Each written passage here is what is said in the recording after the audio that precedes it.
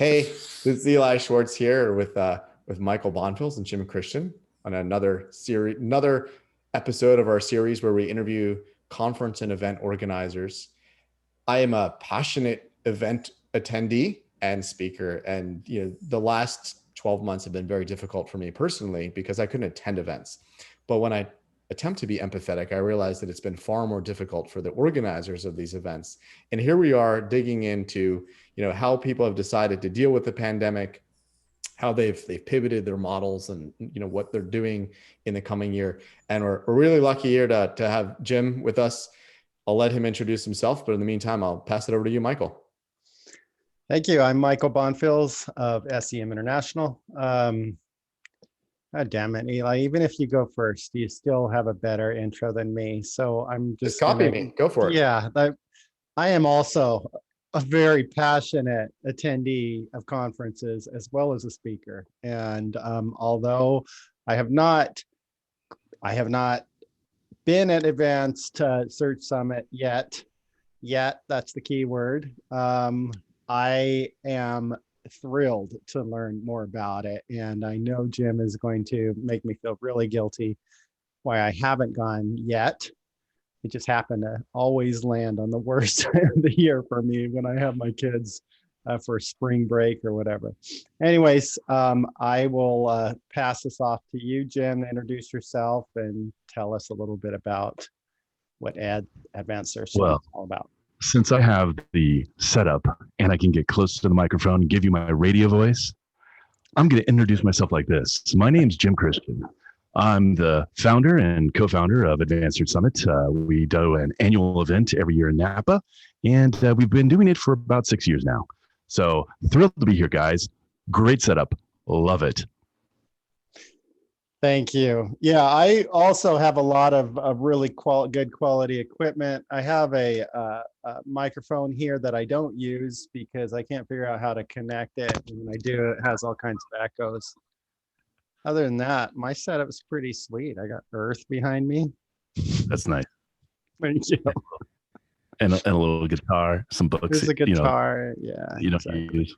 I know. Well, look at my assortment of crap that I have. So, same thing. Well, you know your hand so we know it's real. With this? Oh, this is all real. Look at this. I can knock on the wall. I can take that painting down, which, by the way, is a Dong original from Amazon. It's spectacular. I knew you're going to have all this cool stuff behind. Now, what about that evil thing up there on the evil goat? You killed that yourself? That was who went out of business? It was like Pier 1 Imports or someone was going out of business, and I saw this big ass antelope, and I was like, you know what I'm going to do? I'm just going to buy it because it's ugly as shit. And then I went and I took a flamethrower to it and made it all nice and dark. And then I took the horns out and I gold leafed them. Seriously? Oh yeah. It was so obnoxious. It was so big and obnoxious. I was like, dude, I need to have this thing. I thought I was going to put it on the wall, but like, it won't really, it's not angled for the wall. I was like, screw it. It's pretty amazing. Like that. Jeez. I've got a whole bunch of stuff. I got my little brass monkey in there. I've got meditating cat. I got my meditating cat. I got my Steve Weedman hand bee that you can stick your hands in. It's really lovely, but it's always fun. It's just a bunch of crap. Oh, it's a bunch of crap. Well, boys, what can I answer for you? How traumatic and detrimental all of this has been to the industry, and how we're barely floating on water. There's lots of things we could discuss. What interests right here? You've just killed all the optimism in the room. Yeah, there's no bitterness whatsoever.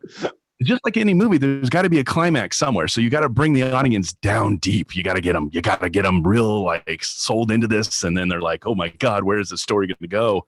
And then we climax, and then, they buy tickets. That's all. And then the vaccine turns out to be fake. And like, that's it. We call it a day. Yeah. Well, I can tell you that the vaccine is absolutely not fake. And that shot is a horrible shot.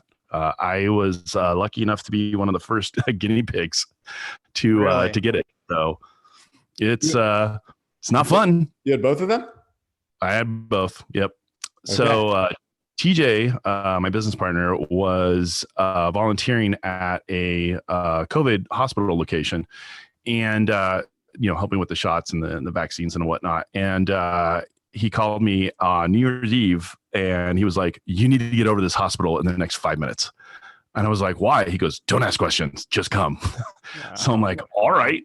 So I get in my car, I go over there, and he's like, "Here's the deal. They've got like 5 vaccines left for the day. There was people that they canceled. If you want, you can have it. If not, then, whatever." And I was like, "Yes, please. Go ahead."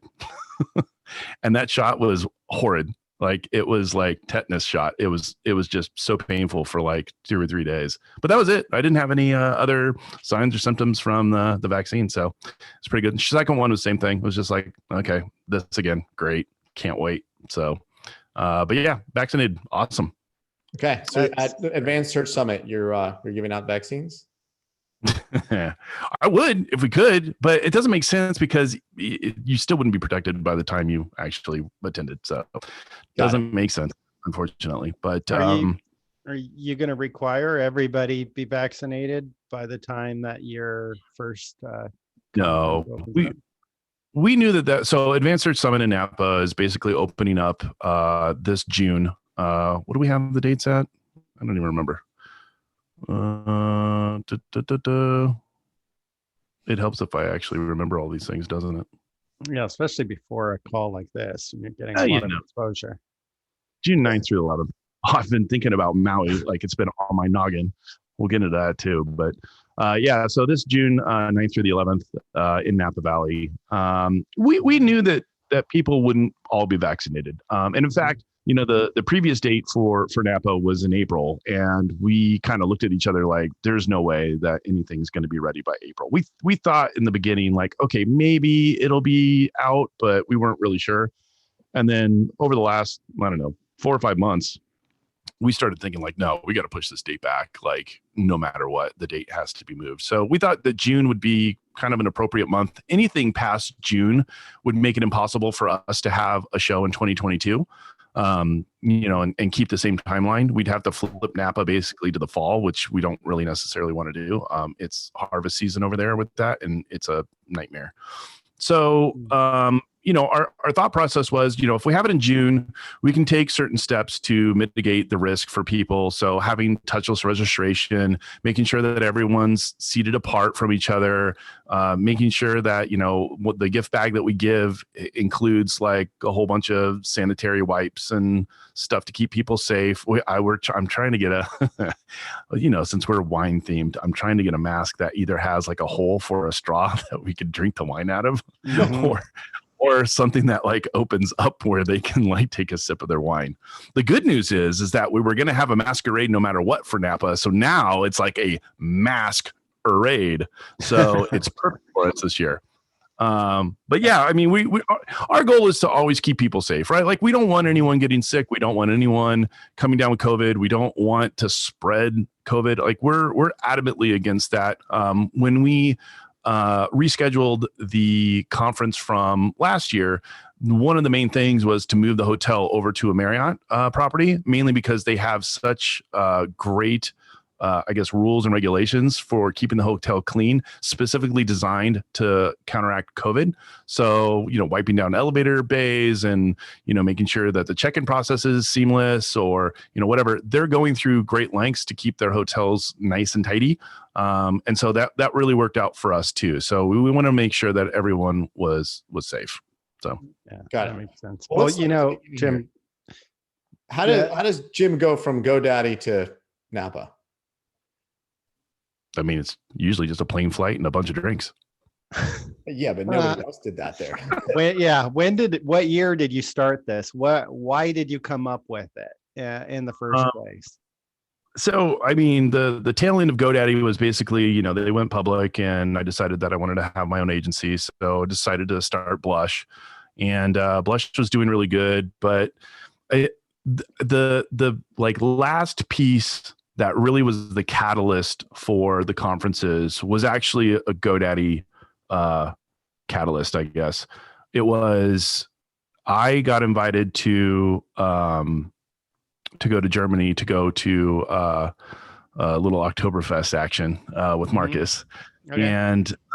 And so, I was like, oh, this is great. I'll just go apply and I'll get, the go ahead to go get a ticket to go to SEO Oktoberfest, and everything will be great. And lo and behold, like, the CMO at the time hated my guts. So he was like, yeah, pretty much if you go, we're going to fire you. And I was like, okay, well, cool. Like, I'm planning on leaving anyways. So, but not until a little bit later. So I was like, you know what? I hate the fact that people do this. Like, it's a great event, and Marcus is awesome. Like, as a person, I really look up to him and the stuff that he's doing over there in Germany.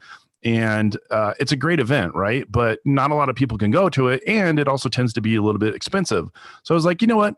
What if I just created something like that here in the States, where it was a smaller conference, maybe maxed out at 100 to 200 people, something like that.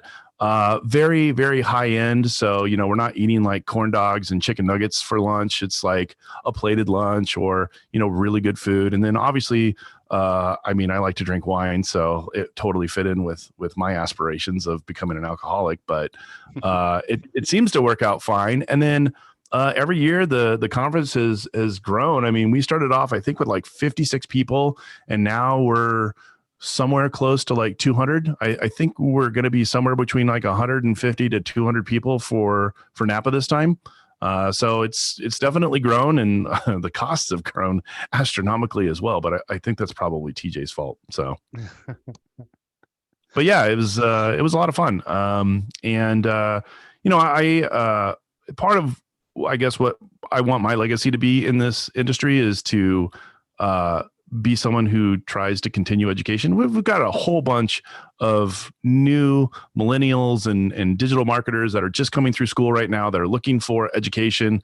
You've got, other places like, SMX, which, seem to be in the decline, or, some of these other places that seem to be in a decline. And where are these people going to get their information from, and who are they going to look up to? And it's like, I'll take those ropes. Like, that's fine. Like, I'm a pretty decent person. You both know me fairly well. I seem to be somewhat level-headed outside of my eccentricities with crazy locations. But it's one of those things where I wanted to be able to give back to the community and allow people to progress in their desire to be a digital marketer. So that was really the catalyst for all of it.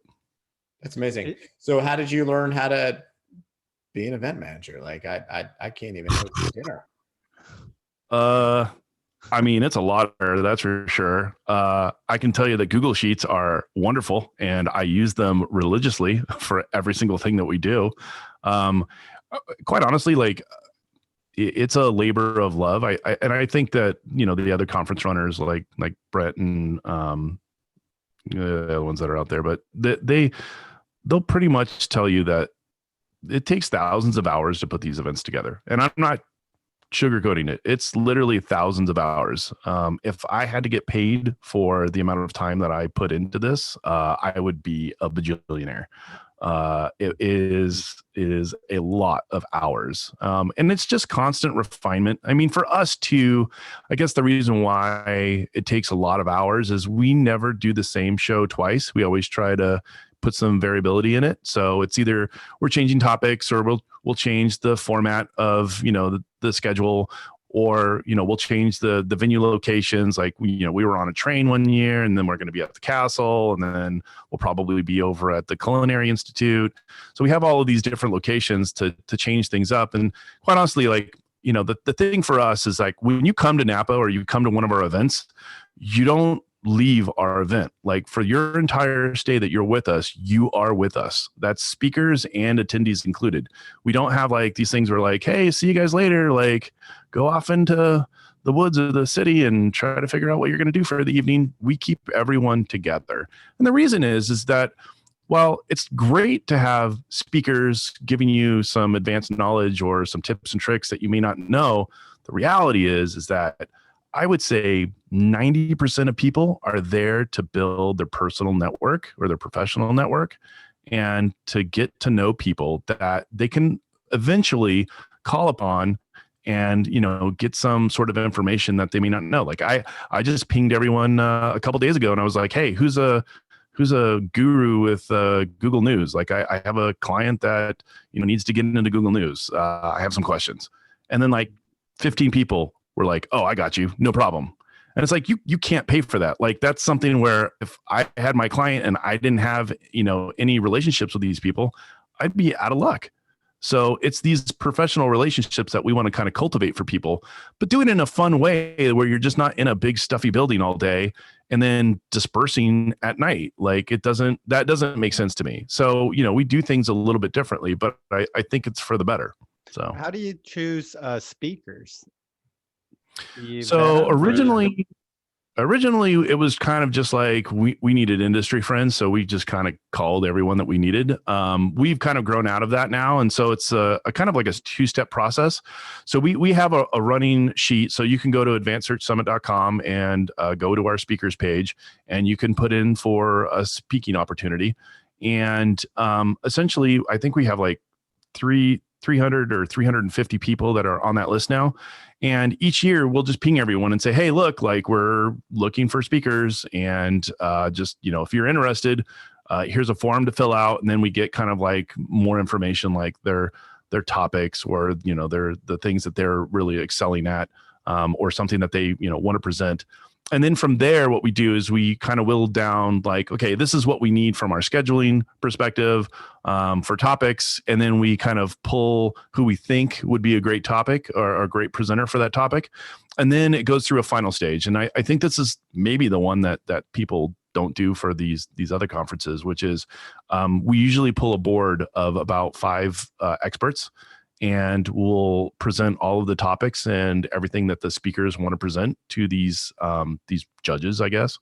But we don't include the names of the speakers. So everything is completely nameless. And so it's based on your knowledge of the actual topic and what you're going to be presenting in front of everyone. And if the judges think that it's a great topic and it's something that they want to go for, great. That person gets automatically included as a speaker, and it's done. So to me, it seems like a fair process because the names are taken out of it. Like, oh, it's, so-and-so. Oh my God, they're going to be amazing. And it's like, well, cool. But like, what about little tiny Tim over here? He may have like some crazy thing that you've never heard of before. And so, we like to have that kind of diversity at our shows is making sure that everyone gets a fair kind of stab at presenting, whether they're new or old or whatever. We're concerned about the topics and the education. Got it. Okay. So how do you choose the topics each year? I mean, is there like a process that you go through, or you just look at what is the hot thing of the year that everybody's talking about? So for us, it really depends on how many tracks we're running. If we're running a single track, it's kind of like a hodgepodge. We'll try to get something for everyone. So like, oh, we'll have a local, and oh, we'll have a tech SEO, and oh, we'll have content, whatever. When we have tracks, like with Napa this year, we have 2 tracks. We kind of split them up, which gives us a little bit more legroom too for having additional speakers with different topics.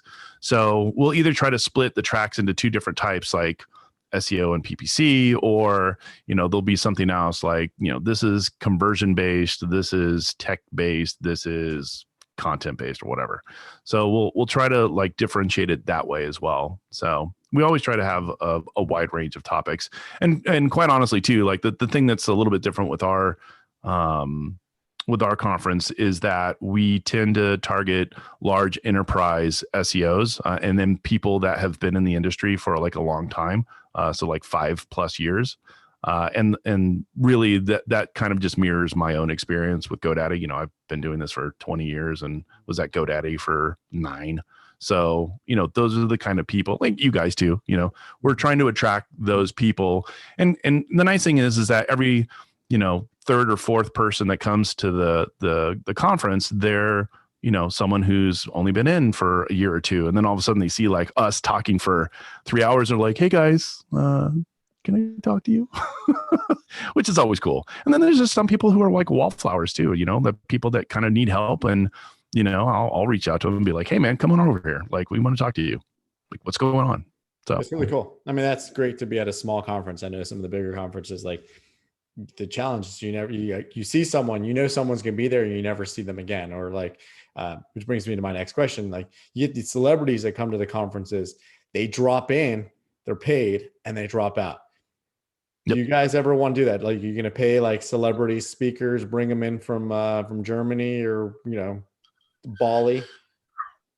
I mean, I don't think that the speaker interests me.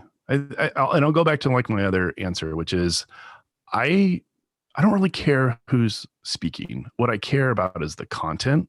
So to me, like if I could get, I'll give you a perfect example of like someone who I'd want to get as a speaker that has nothing to do with our industry.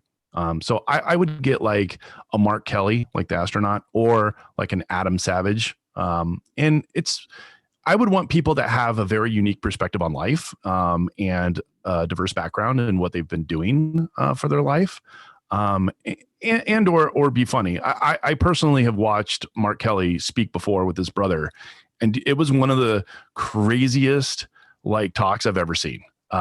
They can both riff off of each other like that weird twin thing, and it's like boom, boom, boom, boom, boom, and you're like, what just happened? I don't even know what happened. And then all I could do is look at the dude's watch. He's got this Breitling like emergency thing where it's like you can pull out the antennas and like people come and rescue your ass. I was like, Jesus, this guy is cool as shit. So, if I can get people that have that diverse, cool kind of background, then yeah, I wouldn't be opposed to having them. But like, first of all, this year, I don't think that it's right. Obviously, with COVID, we thought about doing some virtual stuff. In fact, like one of our entertainment guys for the show on night one is going to be Harry Mack. If you've ever seen Harry Mack on YouTube, that dude kills it. But you can basically throw him any word, and he can make a rap off the top of his head within seconds. Like, it's the craziest thing, and it's like, that's just cool. Or like when we have our VIP Friday thing, right? Like, we got falcons. Why do we have falcons? Because it's just cool. I like doing cool shit. And falconry and wine, why not? I mean, TJ once laughed at me. We do this every once in a while. We have bromance, and it's in my hot tub. And we were talking about share your screen there. It's not weird. We just sounds weird. We talk in the hot tub. He's probably gonna hate this. So we were thinking about like, okay, we're gonna do this DC conference, right? Like a couple years ago, and he's like, we got to think about some like really cool venues. I looked at him and I said, you know what we need? And he's like, what? Thinking that I'm gonna lay down some crazy like cool place, and I was like, we need the Swedish embassy. And he's like, what? What'd you just say? We need to go to DC, and we need to go ask the Swedish embassy if we can get into their place and run the venue there. And he was just like, fuck you. Like, why the embassy? I'm like, I don't know. It just sounds like a cool thing, doesn't it? So probably looks like IKEA or something in there. And they probably got a lot of Swedish people. And oddly enough, the weirdest thing about the whole thing, we didn't choose it, obviously, but the weirdest thing is that the Swedish embassy is one of only like 2 or 3 that will actually allow someone from outside to go into it. And everyone has to be like ID'd, and you have to have like it's like going into a different country. It's the coolest thing. But they had a great venue, and and we would have taken it, but it was a little bit too far from like the buses and stuff. I was like, screw it. We'll just go over to this other place by Ford's Theater, which actually worked out to be super cool too. So it was like cool, like people were smoking in the alley. I'm like, that's where John Booth like ran through.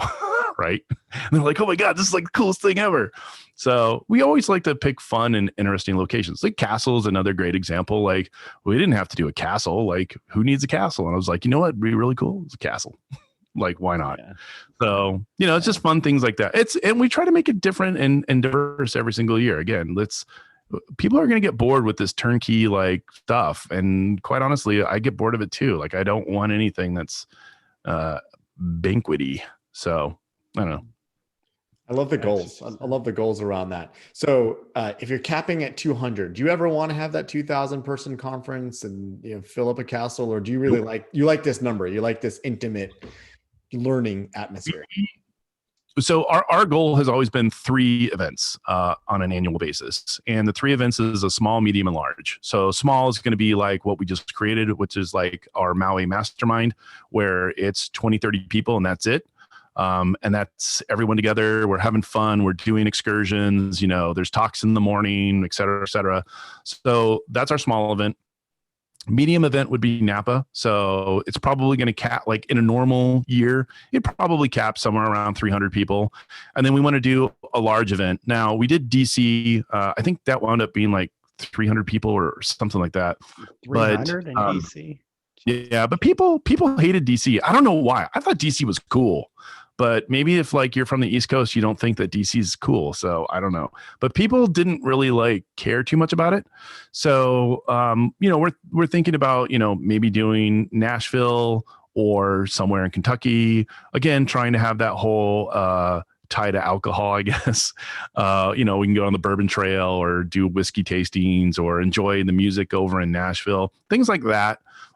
We definitely won't try to do Florida again. That was a friggin' nightmare. But we tried to do Key West at one point in time, but then Key West got knocked out by like 2 hurricanes. Don't really have any inklings to go back down there. So, we again, the goal is to try to find these cool, interesting places that people would really like. I thought like for a while that we would go do it in Wyoming, and I'd have it near not Yosemite, Yellowstone. Yellowstone. So I was like, that would be cool. Like, who's done something out in the forest? And then TJ just looks at me. He goes, "You are a logistical nightmare." So we'll always have interesting places, but I think out of all of these, we'll find a home for the East Coast, and so that one's going to probably max out at like 500 to 600. I won't ever go above that. I think it's too many people. I think it's ungodly as far as control. Like I would not want to have to deal with the control issues of having people more than that. And quite honestly, that's when things start to get banquety. Somewhere around like the 500 person mark is where you can no longer do these really cool, like special things. And it kind of has to just become this rinse and repeat kind of model. So it's not really an interest for us. I would rather have more smaller events than like 1 or 2 larger events. Doesn't make sense to me. So Colonial Williamsburg could be on your list as well. But, it I sounds don't know if you'd like it though. So tell us about some like disaster stories. I know, like, do you have any good speaker disaster stories? Do you have any? I know got a couple Florida was a disaster. I mean, it's funny, like Lauren Baker from Search Engine Journal knows this just as well as anyone else does, but like, it seems to be like these disasters always like are either right before our stuff or like right after our stuff. Speaker stories. Yeah, I've got some good ones. We had a speaker one time who was dealing with vertigo, and he was speaking up on stage, and he was like looking around and he was talking, but he wasn't really making sense. And luckily he told me about the vertigo thing before, and I ran up, and just as he was about to fall on stage, and I was like, "Oh, brother, I saved you. You owe me a drink." But it's like that, something like that'll happen. Or we had another speaker, and she called me I think 12 hours before she was supposed to go on, and she was complaining that she had some kidney stones and like could not make it, like was not going to make it. Someone else got sick too. I think it was Ashley or whatever, but there's been a couple of them, and you just got to pull it off. I mean, luckily with my background, I can go on stage and bullshit for 45 minutes. It's super easy. So there's always going to be something like that. As far as like event stuff that's gone wrong, I mean, we chose the Napa train at one point in time to do our big, huge capstone dinner night. And when we originally signed the contract, it was like, it's all you can drink. We've got premium wines. Everyone's going to have a great time.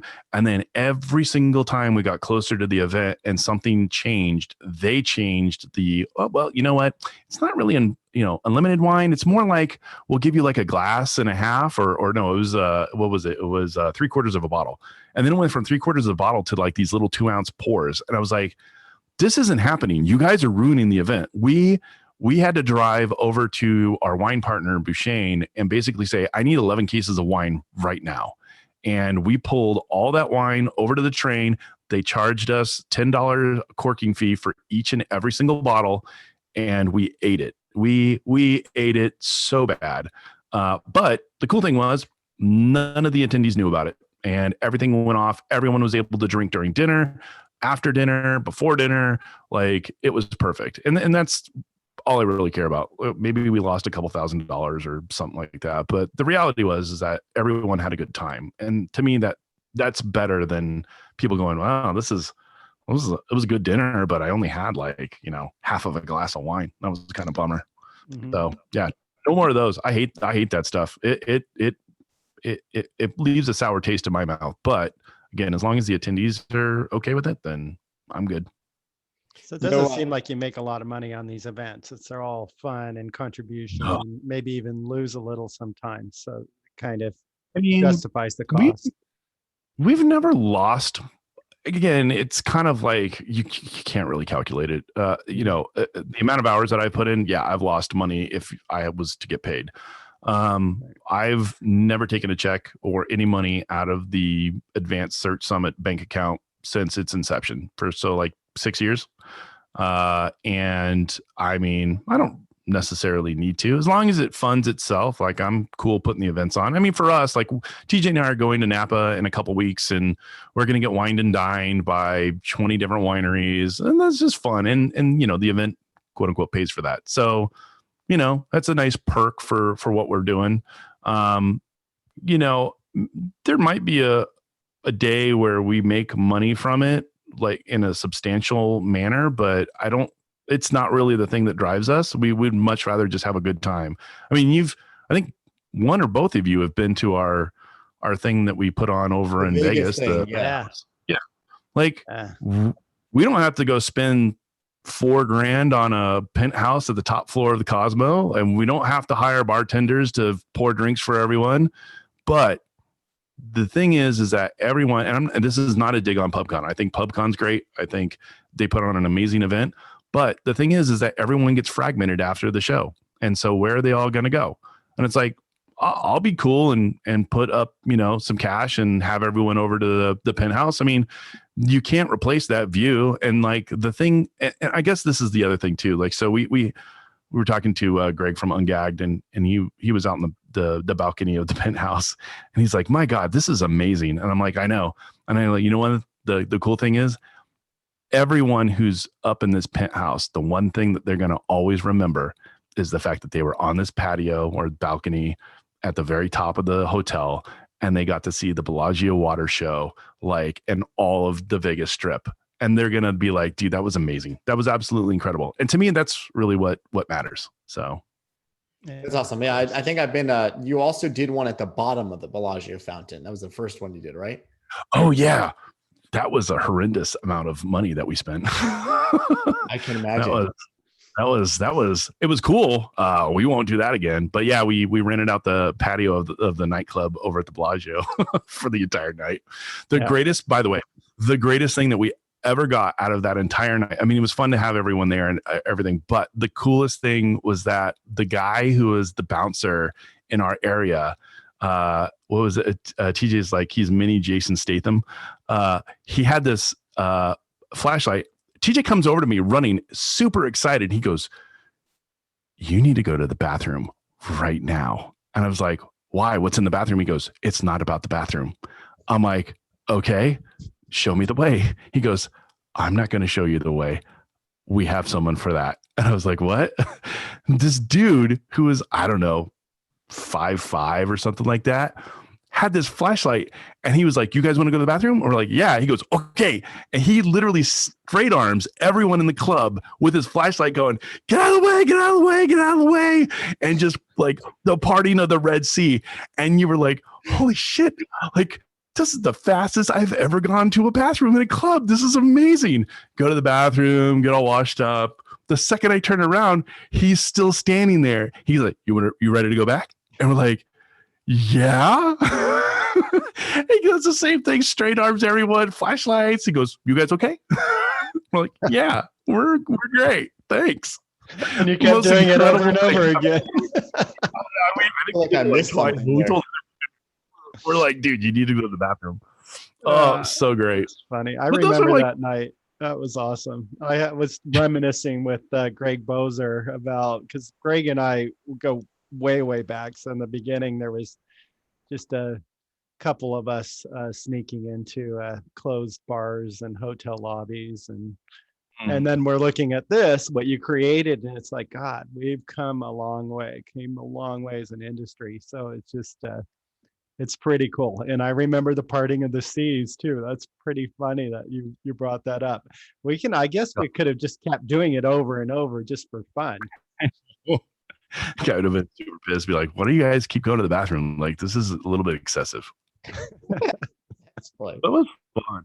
I mean, we're always down to do fun stuff, you know, and I mean, some of it is a tongue-in-cheek kind of a jabby thing. Like, you know, we're not necessarily friendly with like the SMX folks per se. And that's just because we think they're jerks. And I'm okay saying that. I mean, some of them are probably nice. And like, don't get me wrong. I don't think that anyone's evil or malicious or whatever, but like, there's just certain things that I don't agree with. And, you know, like if you want to kind of hear the cream of the story, I guess this will go out, they'll probably get back at me, but you know, it was like we went to SMX West and again, just trying to be with friends and have fun. It was close enough to Napa. We were going to go up there too. And I heard that they weren't going to pay for drinks after the show. And I was like, that's stupid. Like, how much could this possibly be? So I went and I called up their venue and I was like, hey, like, is there any space available? And they're like, sure, yeah, you can have like the whole back half of the bar. And I was like, okay, well, like, what do I need to do? And they're like, oh, I just need to buy like some pitchers of drinks or whatever. And I was like, okay, like how many? And they're like 5. I was like, well, how much is that going to cost? They're like a couple $100. And I was like, oh, I'm in, like for sure. So I was like, fine. Like, so I rented out the whole back half of the bar and I paid for everyone's drinks. And it's not because, I mean, part of it was just, you know, haha, we got you. And that was fun. Like, don't get me wrong. It was a little bit stressful too, but like you're making thousands of dollars off of people to come to your show, and shame on you for not having at least drink tickets or paying for everyone's drinks. To me, that sucks, because what it shows me is that you're into getting people like a bunch of sardines into a room so that you can get their money, their hard-earned dollars, or the company's hard-earned dollars, and you're going to give them a show. That's fine. But again, the number one aspect, at least to me, is that these people build relationships, and you're totally screwing them on that. And I'm not okay with it. And if I ever find another venue that isn't rented out, and alcohol is not paid for, there's probably a good chance that I'll do it. And not because I want to be a dick, but because I think that people want that. And if it costs me $500 or $1,000, which by the way, that bill was under $1,000. So for under $1,000, you could have had everyone in there and they would have been having a great time. So to me, I think that's what matters. And I've been to all of these shows. You guys know just as well as I do. I've been in the industry for 20 years. I've been to all of these shows. I know exactly what happens. And I totally understand that some of it has to be rinse and repeat. But sometimes cheapening out on stuff, it's just not cool. So like lose a little bit of money, but create a cool environment for people to enjoy. Like it doesn't cost that much. It's super easy. Well, we love having you in the industry because you take care of all the rest of us. Except for nice, Eli. Yeah, who is this Arsen Rabinovich guy that you always mention? Who is that guy? I don't know. I don't romance here. I think he thinks that. How did you guys meet? I don't remember how we met, but apparently like the planets aligned and we collided, and it's we the funny thing is I have a really good relationship with Arsen and I do give him a lot of shit, but at the same instance, it's like, I know that people like seeing the turmoil that is caused. Like right now, like today, it's February 9th. Arsen is currently banned from Facebook. And I was talking to him and I was like, why are you banned again? He goes, I put a picture of a shoe up, but they apparently thought it was porn. And I was like, well, now I'm just going to make up a story on Facebook about how something tragic has happened to you, and you're not going to be able to respond for a couple days. He's like, you son of a bitch. Okay, so to everyone listening, just want to clarify, arson is just fine. You have to text it. I mean, I feel bad because it's COVID, right? Like you wouldn't want to play like a horrible joke on that. Like, I don't think that that's cool, but like it is funny that he can't respond on Facebook. I was like, I haven't seen you on Facebook for a couple days, bro. What's going on? I go, banned. You also control his website, so yeah, I guess you can just put a blank Oh, screen. That was the on his. choice for him. He definitely should have owned arsonrabinovich.com. That was just, again, it's not like I want to do anything malicious, but like at the same instance, like you should just own certain things in life. Now, I don't own jimchristian.com, but I'm also not going to spend $3,000 to go buy it either. But his was $9.99 and it seemed to be available. So Do you have a good GoDaddy coupon for that? yeah, $9.99 is a lot of money in Russia, you know. it was just cheap. So I was like, all right, I'll buy this one. No big deal. But yeah, no, he's a good guy. I like Arson. He's fun to play with. Well, we're all amused by your bromance there, so please don't end that. No. Exactly. What else do you guys have? Any other questions? Well, let's hear Yeah. about your predictions for the rest of this year while we wrap up with that. Like, you're Okay. optimistic. You're holding an event. What do you think happens? I mean, like, events. We asked a few other people this, and I want to hear the Jim Christian optimistic view. Like, do people go back to events? Is SMX still a thing? Are there going to be search conferences, or is everyone going to be like on Clubhouse and Zoom and Facebook? I mean, I definitely think that there's going to be a reshuffling of things. I think that a lot of people had aspirations. Like I know that Nikki from the Search Awards, she had really good aspirations to open up more awards throughout the world. And I commend her on that. But like, she's got to attach to events. And if there's no events, what is she going to attach to? Right. So that's a little bit problematic. As far as like my thoughts, I mean, the inkling that I get from people is that they don't like virtual events. It's not what they want. And it kind of parallels the thing that I was talking about earlier, which is they're getting the information from people like the speakers, but they're not building those relationships with people. And I think that missing component is part of the problem. Now, Lauren has done a fantastic job with SEJ and having his virtual shows. I think that they're as good as they're going to get. Like that's the best that you can get. Quality, speakers, time, different tracks, all that stuff. I think that's as best as you can get with virtual, but I still think that there's missing components out of it. And I think that people miss the travel. They miss going to these locations. They miss making those relationships. And it's going to come back. It's definitely going to come back. I think it's for most people and for most events that have 1,000+ people or 500+ people, I don't think that it's coming back this year. I think it's going to be a 2022 thing. Digital Summit, all of those, they're not coming back. They can't afford to.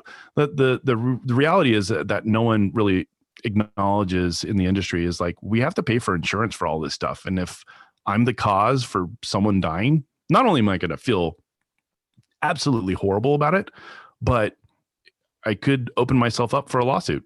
And so it's not worth it. And a lot of these large companies, they're just going to be out until everything kind of clears up. Now, for us, we know that we can have a safe event for 150 to 200 people with Napa. We'll break even and we'll be fine, right? We can keep everything clean, everyone separated, have all of the event venues outdoors. We can make those kind of appropriations for our event. But I don't think that things are going to come back until 2022. And when they do come back, they're probably going to be a little bit different. And maybe there is some virtual components in that, like some people who have immune disorders, they still can't travel yet. And so you might see some of those people as part of a virtual component for the show. So, but I do think that they're going to stick around. I mean, hopefully, I own one. So if they don't stick around, I'm kind of hosed on that kind of thing. But I think it'll be fine. It just needs to come back. And I think that people are just kind of hesitant on, booking anything. Again, like you guys probably don't know this, but our event is a couple $100,000 to put on. It's not cheap. And I have to secure all of the venues and everything that we need beforehand. And I'm on the hook for that cash. And if I can't have my event, guess who gets the cash? It's going to be the hotel. And if I go through one or two of those things, I'm not going to have an event anymore. because they just chewed through all of my cash. So it's those kind of things that, if SMX or PubCon or whatever, got to acknowledge the fact that it's going to be 100 to 300K, 400K, $1 million for them to put these shows on. And they can't take that kind of a loss. And so I know for a fact that they're not going to put a show on. So. Got it. Well, one last thing. What about sponsors? Do you get sponsors to your event? If not, then why not? If so, then who do you typically get? So, I mean, there's always a split between sponsorship dollars and attendees. We can make the conference work with either half. But generally speaking, for like Maui as an example, there's no sponsors. It's just going to be sponsorless, and it will always be sponsorless. I can't imagine someone sponsoring for 20 people. If they want to, please email me. I would love to hear from you. But for like Napa or, our East Coast show, when it returns,